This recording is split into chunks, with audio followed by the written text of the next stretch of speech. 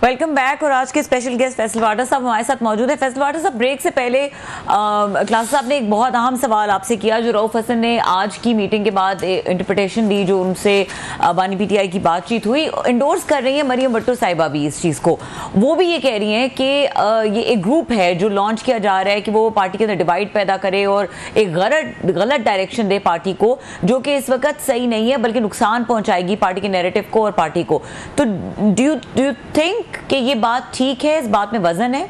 और साथ में अभी वो खबर आ रही है, साथ में खबर आ रही है कि उमर अयूब ने वो इस्तीफा दिया। ड्रामा हो रहा है कि जी रिजाइन कर दिया है। मैंने आपको कहा था ना, ये सब ड्रामा चल रहा है। अब रिजाइन कर दिया है, ट्विटर पे चल गया है, फिर पानी पीटीआई कहेंगे आप तो किसी ने नहीं कहा, कंटिन्यू करें, फिर वो उनकी इंसिस्टेंस पे वापस ले लेंगे। अरे गैरत रऊफ साहब, गैरत दिखाएं। गैरत ये है कि जब मुझे पार्टी ने निकाला तो मैंने भी पार्टी की सेनेट की सीट के मुंह पे मारी। ये है गैरत। दिखाएं पॉलिटिक्स के अंदर के फैसल वाडा जैसी गैरत कोई दिखा सके। जब मुझे कहा गया कि नोटिस पे जवाब दो, तो जिस आदमी से जवाब देने होगा उस आदमी को 14 साल मैंने हाथ मिलाना बात करना पसंद नहीं की है। वो है गैरत। जब मैं पीटीआई से निकाला गया तो किसी का बाप मुझसे मेरी सेनेट की सीट नहीं ले सकता था जो पीटीआई ने दी थी। मैंने वो भी मुंह पे मारी। गैरत दिखाएं।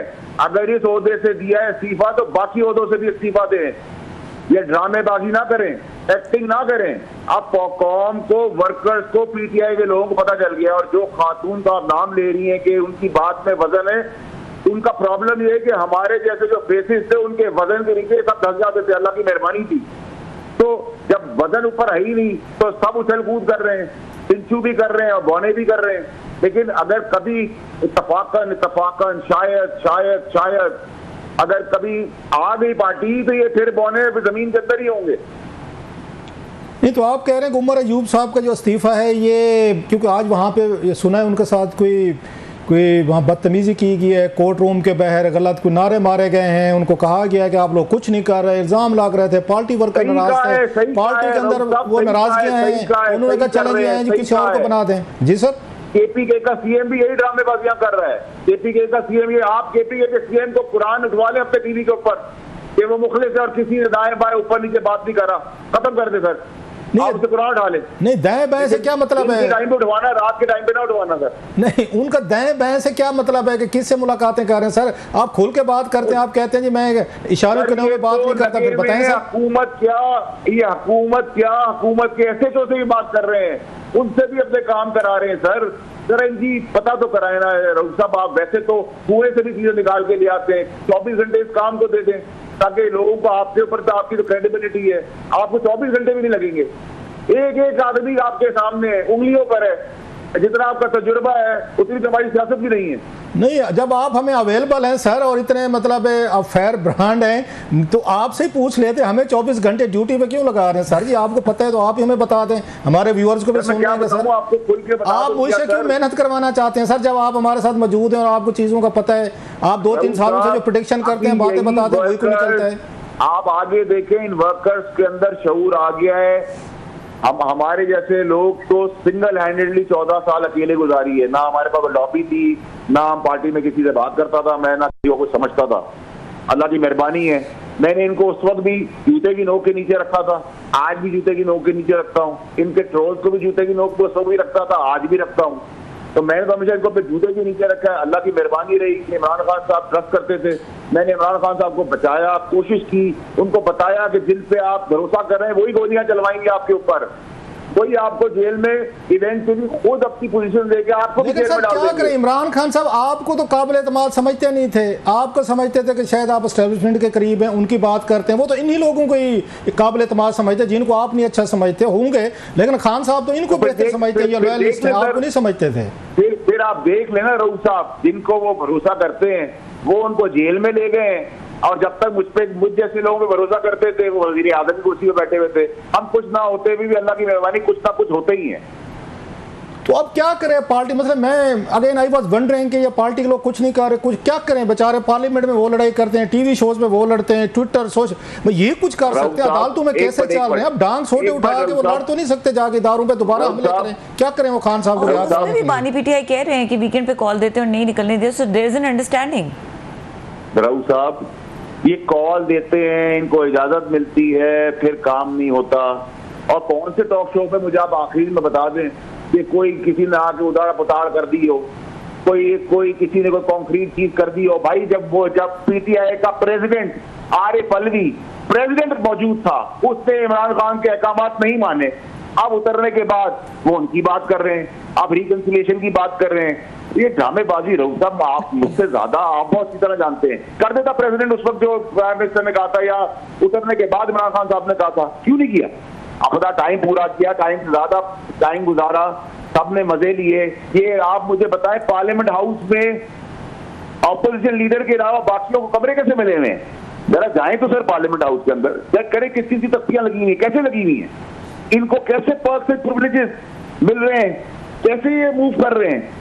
आप मुझे बता रहे हैं वो मेंबर पार्लियामेंट है, कमेटीज के हैं, बाकी मतलब उनको ये इससे ये साबित तो नहीं होता वो कॉम्प्रोमाइज, अगर किसी को चेंबर मिल गया, कमरा मिल गया, दे आर पार्ट ऑफ। अगर कानून के अंदर वो चेंबर मौजूद ही नहीं है, वो कानून के अंदर चेंबर मौजूद ही नहीं है, तो किस अंडरस्टैंडिंग के तहत है? अगर मेरी आपकी नाराजगी है तो मैं आपके घर के दरवाजे के बाहर जो गार्ड रूम है उसके अंदर भी आके नहीं बैठ सकता सर, तो मेरी आपकी नाराजगी लड़ाई है। अच्छा ये कैसे हो सकता है कि मैं आपके गार्ड रूम में भी आके बैठा हूँ, मैं आपके ड्राइंग रूम में भी बैठा हूँ, आपका खाना भी खा रहा हूँ, आपको गालियां भी दे रहा हूँ। मतलब ये पॉलिटिक्स में तो यही कुछ होता है, कुछ जाती दुश्मनी तो नहीं होती, ये पॉलिटिकल इश्यूज आपके अपने हैं, उनके अपने हैं, फिर अब मिल नहीं बैठेंगे, कुछ जाती दुश्मनियां तो नहीं चल रही सर, फिर तो पार्लियामेंट जमहूरियत का कोई मकसद नहीं है, मतलब मिलने जुलने में भी। जी सर, फिर गैरत दिखाएं, जब इस्तीफा दिया है तो पार्टी के ओहदे से नहीं, फिर एमएनएशिप से भी इस्तीफा दें, फिर कुर्बानी दें। बोले मेरा लीडर नहीं है तो फिर मैं भी नहीं होता, फिर बताएं ना। 5-5 घरों से घूम के आप बता रहे हैं कि मैं लॉयल हूँ सर, मैं आपका भी लॉयल था, मैं उसका भी लॉयल था, मैं उसका भी लॉयल था, मैं उस पार्टी का भी लॉयल था। 20-20 पार्टियों से आने के बाद सर लॉयल्टी अगर है तो फिर सर उनको ये सियासत मुबारक हो, हम जैसे तो ये सियासत और बेहया इतनी नहीं कर सकते। आपको याद होगा जब इमरान खान साहब ने वहां से इस्तीफा दिया था, इनका रजीम चेंज के बाद उन्होंने यहाँ से इस्तीफा दिया, फिर जाके हुकूमतें तोड़ी। आप जैसे हमारे जैसे लोग तो क्रिटिकल थे कि खान साहब को पार्लियामेंट छोड़नी नहीं चाहिए थी। अब और उसका वही फैसला उन्होंने बाद में माना कि मेरा गलत फैसला था, पार्लियामेंट नहीं छोड़नी चाहिए इस्तीफे। अब वो पार्लियामेंट नहीं छोड़ना चाहते, इस्तीफे नहीं देना चाहते। आप कहते हैं नहीं यार ये इस्तीफे दें, आप उस वक्त कहते हैं नहीं देने चाहिए, फिर कहते नहीं इनको आप देने चाहिए। ये ड्रामेबाजी का इस्तीफा भी ना देना रऊफ साहब, फिर सेक्रेटरी जनरल से मैंने इस्तीफा दे दिया। क्यों दे दिया भाई? अचानक आज क्या हो गया कि दे दिया? क्या कर दिया? आपको बानी पीटीआई इमरान खान साहब ने तो नहीं कहा था कि इस्तीफा दे दो, तो फिर आपने इस्तीफा क्यों? आप क्या दिखाना चाह रहे हैं? आप क्या बताना चाह रहे हैं? देखिए सर, अभी तो रऊफ साहब मसला ये कि गवर्नमेंट जो है ये तो निकम्मी है, इसको अक्ल तो है नहीं, ये समझती है गाली देने से उनका नुकसान होगा। मैं आपको बताऊंगा कि इस पार्टी के अंदर ईमानदार, सो कॉल ईमानदारों ने अरबों रुपए कमाए हैं। अल्लाह बड़े बोल से बजाय हथकड़ियां लगवा के आपको दिखाऊंगा। जिन कमेटियों को मैं शेयर कर रहा हूं आपको हथकड़ियां लगा के दिखाऊंगा। अच्छा, मतलब है इसके ये तो मामला जो आप बता रहे हैं सर, तो यहाँ पर ये फवाद चौधरी साहब की बात हुई, अभी आरिफ अलवी साहब की बात की कि इमरान खान साहब नाराज से पीटे, लेकिन वो तो खुद मिलने गए और इमरान खान साहब ने बड़ा उनका वेलकम किया जेल में। अगर वो नाराज होते तो अलवी साहब से मिलने से इनकार ही हो जाती। इसका मतलब यह कि इमरान खान साहब की ब्लेसिंग थी अगर अलवी साहब प्रेसिडेंसी में बैठे थे और इलेक्शन को वो आके अनाउंस नहीं कर रहे थे, जो आज काजी फैज़ ईसा साहब ने भी पार्लियामेंट इसमें सुप्रीम कोर्ट में उनको टांट किया आरिफ अलवी साहब को कि किधर थे जी अलवी साहब, इलेक्शन का ऐलान क्यों नहीं किया उन्होंने। तो ये तो लगता है ये उनकी ब्लेसिंग शामिल थी, अदरवाइज तो इमरान खान साहब ना मिलते, वो बहुत सारे लोगों से नहीं मिलते, उनसे नाराज, अलवी साहब से नाराज तो नहीं है वो। ये इमरान खान साहब को मैं जानता हूँ जी, अगर वो किसी स्टेज पे डिबेट से डिवाइन हेल्थ कोई मौजूदा वो बाहर आते हैं तो आपको ये जो इस तरह की शख्सियात हैं वो आपको करीब क्या उस प्रेसिडेंट में नजर नहीं आई। ये भी आप लिख लें रिकॉर्ड कर। अच्छा, और आप क्या समझते हैं कि उनको ये गालियां दे के मैसेज सजा देते हैं हमने गाली दे दी? सर सारा ड्रामा हो रहा है सर। इस ड्रामे का अंजाम यही होना है। अभी आप देखेंगे इतने टुकड़े होंगे कि आपको ढूंढने जोड़ना मुश्किल हो जाएगी, क्योंकि सब मुनाफिक होना है। मुझे बताएं इसमें कौन सा पीटीआई का पुराना है जिसे 14, 15, 20 साल इस पार्टी को दिए? आप जब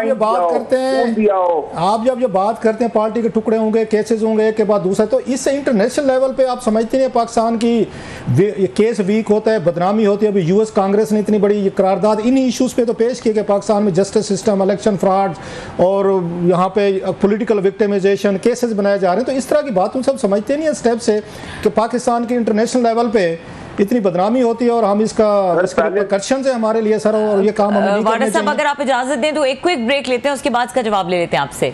ओके जी।